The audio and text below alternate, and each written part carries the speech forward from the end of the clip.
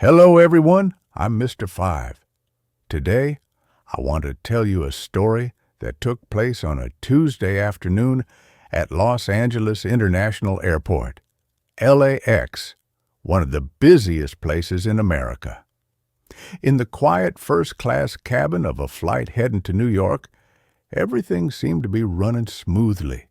Elegant suits, glasses of champagne shimmering, and the absent gaze of the upper class.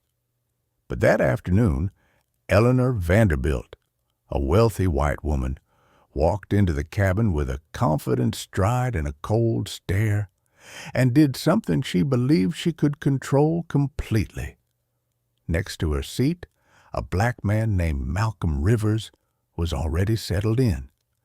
Dressed in a dark blue suit, his laptop open, and his face calm as if he didn't notice the glances around him.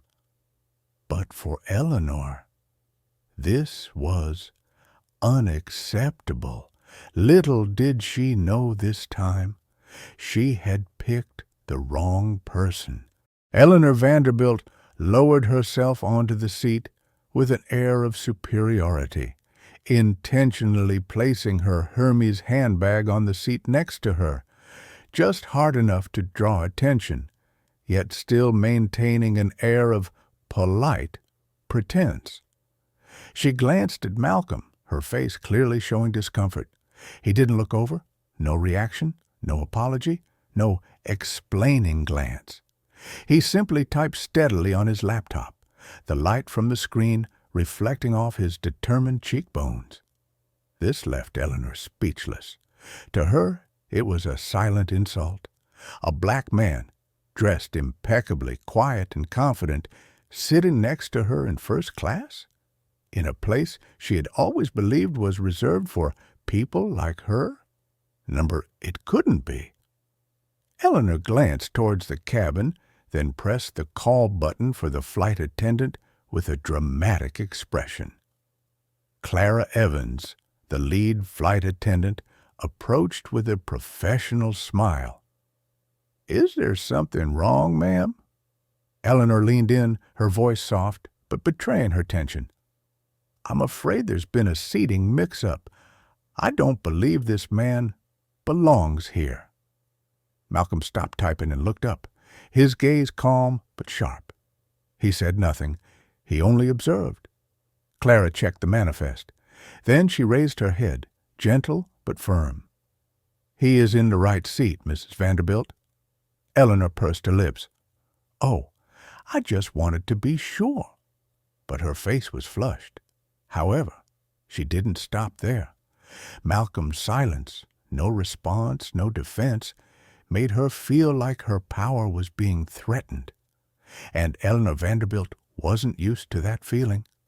She began to consider something different, something more dangerous.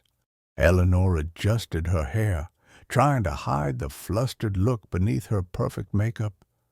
She wasn't used to being rejected, especially not publicly, in front of someone like him. The forced smile she wore earlier had completely disappeared, replaced by a cold gaze, as if she were about to retaliate. She opened her handbag and pulled out a new smartphone, but instead of scrolling through social media as usual, she opened the messaging app and began typing. "Send to TSA. Passenger 3C. Suspicious behavior. Potential threat. Please verify identity." She hit send. No need for more words. A seed of doubt was all it took. Malcolm still didn't say anything, but his gaze now rested on the hand where she had just tucked her phone away. He knew what she was doing, not because he saw it, but because he had encountered this before, too many times. His silence wasn't passive. It was observation, patience, experience. Just a few minutes later, an airport security officer stepped onto the plane, whispering to the flight attendant. Clara furrowed her brow, glancing toward Malcolm. "Sorry, sir. Could you please show me your identification?" Eleanor turned, pretending to be surprised. "Oh, dear, is something wrong? I hope everything is all right." Malcolm calmly took his wallet out. He wasn't in a hurry. He looked directly at Clara, then slowly pulled out a small, thin, neat object, and Eleanor held her breath. The anger brewing inside her now shifted into a vague sense of unease. There was something she didn't know. There was something about this man that wasn't as simple as she thought, and Eleanor Vanderbilt was playing a game of chess she didn't know she was about to lose. Right after Malcolm slowly pulled out a small item from his wallet, a card with an official emblem that gleamed under the light, the atmosphere in the first-class cabin abruptly shifted from a haze of suspicion to an explosion of intense emotions. Eleanor Vanderbilt, who had always exuded confidence and power, now wore a face caught between indignation and anxiety. She tried to maintain her polite demeanor, but beads of sweat began to form on her forehead, and her gaze shifted from cold to fearful. Clara Evans, the professional flight attendant, quickly presented the necessary documents to verify Malcolm's identity. Her voice was firm and steady. "Mrs. Vanderbilt, everything has been officially confirmed. Mr. Rivers, according to the information, is a legitimate passenger." However, Eleanor refused to accept it. She spoke out, her voice trembling with anger. "This is unacceptable. I don't feel safe having someone like him sitting next to me." Meanwhile, the curious glances from the passengers began to turn toward Eleanor, whispers spreading, phones recording, and the atmosphere growing increasingly tense. An older man in the back row of seats called out, "We've seen enough injustice already. Now is the time to stand up for our rights." The murmurs not only expressed anger, but also a challenge to the old prejudices. Malcolm didn't rush to respond. His gaze remained calm, yet clearly determined. He knew that in that moment his silence spoke volumes, not just about acceptance or defiance, but about a powerful message regarding the right to be respected. Every small detail, the subtle gesture of Clara exchanges papers, Eleanor's perplexed looks, and the whispered murmurs of dissatisfaction from the crowd, painted a vivid picture of discontent and the yearning for justice. In the dense space of emotion, everyone in the first-class cabin had become a witness to the reversal of prejudice, to a story where every word seemed unnecessary in the face of the power of truth. Eleanor could no longer maintain her usual composure. Her face turned pale, but her eyes still showed a stubborn determination. After seeing her silent attempts fail, she decided to play her final card, a prejudice strike disguised under the guise of security concerns. I don't want to cause any trouble," Eleanor said, her voice slightly trembling, but loud enough for the surrounding rows to hear. "I just think, given the current national security situation, we should be cautious. No one knows who he is besides that card." A silence, as if tightening around the cabin, fell over the passengers. Malcolm turned his head, his eyes revealing for the first time a mix of disappointment and fatigue.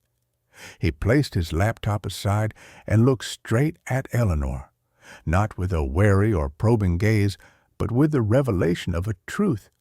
He was all too familiar with this kind of treatment. Clara stepped forward, her gaze no longer soft. "Mrs. Vanderbilt, I understand how you feel, but statements like that could be considered slanderous and discriminatory." Her voice, once gentle, was now firm. "All passengers have gone through strict security checks. If you continue, I'll have to report this to the flight security team." Eleanor hesitated, but her eyes scanned the cabin as if seeking help. What panicked her the most was not Malcolm, but the looks that were now being cast in her direction, looks from those who could clearly see where this was headed. A passenger in the row behind, a middle-aged woman, whispered to her husband, "This is embarrassing. She's the one causing the danger here." Malcolm didn't need to say anything. The truth was speaking for itself through every glance, every sigh, and the phones quietly recording the moment when someone who once thought themselves above others was now slipping from the very position of power they once believed was eternal. Eleanor felt her face burn as if someone had slapped her, even though no one had touched her. But what stunned her the most wasn't Malcolm's cold, steely gaze, nor Clara's blunt warning. It was the scattered applause coming from the surrounding seats. "It's about time someone said the truth," a middle-aged white passenger whispered, but loud enough for Eleanor to hear. She quickly turned away, trying to hide her embarrassment, but her hands were already trembling. She had never been publicly exposed like this. Everything in Eleanor's life, her reputation, wealth, social status, was built on controlling situations, controlling words, and controlling others. But now, she was the one being scrutinized, and the tiny phone of the girl sitting in seat 3D, still silently recording, had become a mirror reflecting the very essence Eleanor had tried to hide for decades. Clara returned with a firm tone. "I need you to confirm one last time. Do you want to continue this flight in silence, or do you want us to ask you to leave the plane?" Eleanor hesitated. Her eyes met Malcolm's once again. He said nothing, but in him words weren't necessary. His calmness was the strongest indictment. She was in the wrong, and she knew it. "I'll sit quietly," Eleanor whispered, her voice devoid of any force. Clara nodded, then walked away. But as the plane began to taxi, Eleanor lowered her head to look at her leather bag and saw her phone buzzing nonstop. 3 messages appeared. "Eleanor, what's happening on the flight?" "Mom, I just saw the video. Your name is trending now. Why, Vanderbilt Gate." A chill ran down Eleanor's spine. The power game she had initiated was now slipping beyond her control.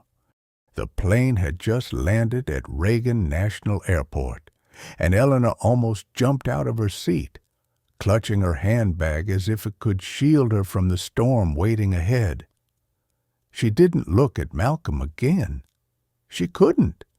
In that brief moment, she felt small, a feeling so foreign to a woman who had once commanded an entire board of directors with just a glance. But that feeling of smallness was nothing until she stepped into the arrivals hall. The entire area seemed to freeze as camera flashes went off. 4, then 5, then 8 reporters aimed microphones at her. One shouted, "Ms. Vanderbilt, do you have anything to say about the video that's been circulating with over 3 million views?"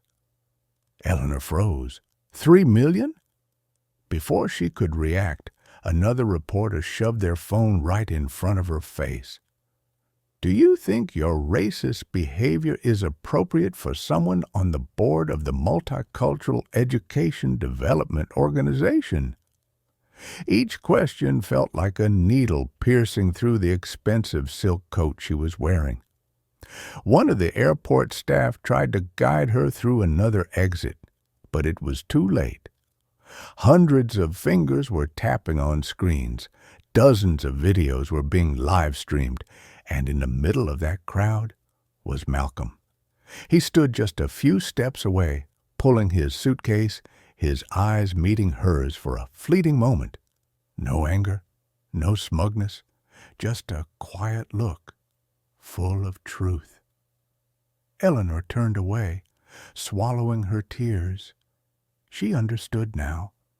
No one needed to shout in her face that she was wrong. The whole world had done that by standing with him. The next day, the video continued to spread, not just on social media, but on national television, in morning political news, and late-night talk shows. Eleanor Vanderbilt, who had once entered boardrooms with the power of a queen, was now a symbol of an outdated privilege being exposed. Organizations began issuing press releases. The Multicultural Education Fund, where she had once held an honorary chair, announced her indefinite suspension. A university, where she had once funded a library named after her, declared it would remove her name from the West Gate. Not because of pressure, but because ethics must be clearer than ever. Meanwhile, Malcolm Rivers remained silent. He didn't respond to the media, didn't participate in interviews. Instead, he appeared at a public high school, speaking with a group of minority students in a mentoring program.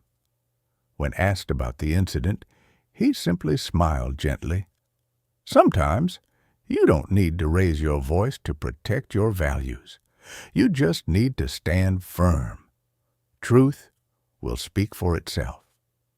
His words spread like a calm but powerful message, bringing many to tears, not only because of his composure, but because of the belief reignited that justice, though delayed, can still manifest in real life. Eleanor, on the other hand, disappeared from the public eye. All that remained was a line in internet history, recorded as a bitter lesson. As for Malcolm, he didn't need the spotlight. He just needed to keep living rightly and let the world reflect on itself. And that was the most beautiful victory.